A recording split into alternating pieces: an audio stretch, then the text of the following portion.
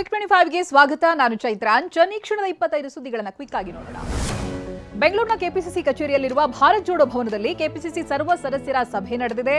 ರಾಜ್ಯ ಕಾಂಗ್ರೆಸ್ ಉಸ್ತುವಾರಿ ರಣದೀಪ್ ಸಿಂಗ್ ಸುರ್ಜೇವಾಲಾ, ಡಿಕೆ ಶಿವಕುಮಾರ್ ನೇತೃತ್ವದಲ್ಲಿ ಸಭೆ ನಡೆಸಲಾಗಿದೆ. ಸಿಎಂ ಸೇರಿ ಸಚಿವರು, ಶಾಸಕರು ಭಾಗಿಯಾಗಿದ್ದಾರೆ.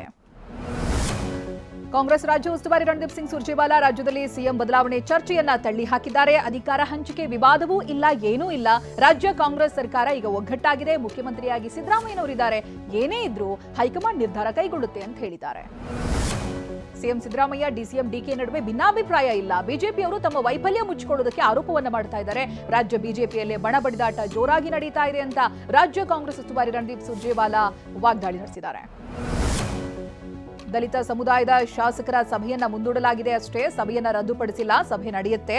ಕಾಂಗ್ರೆಸ್ನಲ್ಲಿ ಯಾವುದೇ ಗೊಂದಲ ಇಲ್ಲ ಅಂತ ಅಬಕಾರಿ ಸಚಿವ ಆರ್.ಬಿ. ತಿಮ್ಮಾಪುರ ಹೇಳಿದ್ದಾರೆ. ಶಾಸಕರ ಅಭಿಪ್ರಾಯ ಕ್ರೋಢೀಕರಿಸುವುದಕ್ಕೆ ಸಭೆ ಕರೆಯಲಾಗಿತ್ತು ಅಂತ ಹೇಳಿದ್ದಾರೆ. ಸಿದ್ದರಾಮಯ್ಯ ಬಳಿಕ ಡಿಕೆ ಶಿವಕುಮಾರ್ ಸಿಎಂ ಆಗ್ತಾರೆ ಅಂತ ಮಾಗಡಿ ಶಾಸಕ ಎಸ್.ಸಿ. ಬಾಲಕೃಷ್ಣ ಹೇಳಿದ್ದಾರೆ. ಶಾಸಕರ ಚರ್ಚೆ ಮಾಡ್ತಾ ಇಲ್ಲ, ಮಾಧ್ಯಮಗಳಲ್ಲಿ ಚರ್ಚೆ ಆಗ್ತಾ ಇದೆ. ಅಂತಿಮವಾಗಿ ಹೈಕಮಾಂಡ್ ನಾಯಕರು ನಿರ್ಧಾರವನ್ನ ಮಾಡ್ತಾರೆ ಅಂತ ಬಾಲಕೃಷ್ಣ ಹೇಳಿದ್ದಾರೆ.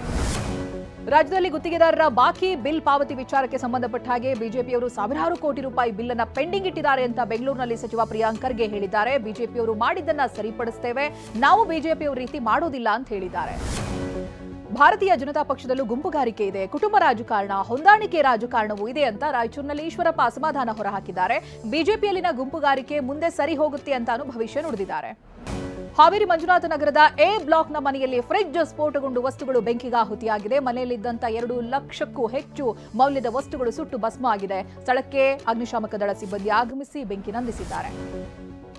ಬೆಂಗಳೂರು ಮಡಿವಾಳದ ಭುವನಪ್ಪ ಲೇಔಟ್ನಲ್ಲಿರುವಂತಹ ಟೆರೆಸ್ ಕೆಫೆ ಹೋಟೆಲ್ನಲ್ಲಿ ಕಳ್ಳತನ ಮಾಡ್ತಾ ಇದ್ದಂತಹ ಮ್ಯಾನೇಜರ್ ಅನ್ನು ಬಂಧಿಸಲಾಗಿದೆ. ತಾಮ್ರ ಹಿತ್ತಾಳೆ ವಸ್ತುನ ಕಳ್ಳತನ ಮಾಡ್ತಾ ಇದ್ದಂತಹ ಆರೋಪಿ ಮೊಹಮ್ಮದ್ ಸಫ್ವಾನ್ ಅನ್ನು ಬಂಧಿಸಿ 4.50 ಲಕ್ಷ ರೂಪಾಯಿ ಮೌಲ್ಯದ ವಸ್ತುಗಳನ್ನು ವಶಕ್ಕೆ ಪಡೆಯಲಾಗಿದೆ. ಹಣ ಡಬ್ಲಿಂಗ್ ಮಾಡುವುದಾಗಿ ನಂಬಿಸಿ ವಂಚನೆ ಮಾಡಿದಂತ 7 ಜನರನ್ನ ಬೆಂಗಳೂರು ಹಲಸೂರು ಗೇಟ್ ಠಾಣಾ ಪೊಲೀಸರು ಬಂಧಿಸಿದ್ದಾರೆ. ಮಲೇಷ್ಯಾ ಡೆವಲಪ್ಮೆಂಟ್ ಬೋರ್ಡ್ನ ನಕಲಿ ಕಂಪನಿಯನ್ನ ಸೃಷ್ಟಿ ಮಾಡಿ ಬಿಡಬ್ಲ್ಯೂಡಿ ಕಾಂಟ್ರಾಕ್ಟರ್ ನವೀನ್ ಜೆ ಎಂಬುವರಿಗೆ 2 ಕೋಟಿ ವಂಚನೆ ಮಾಡಿದ್ದಾರೆ.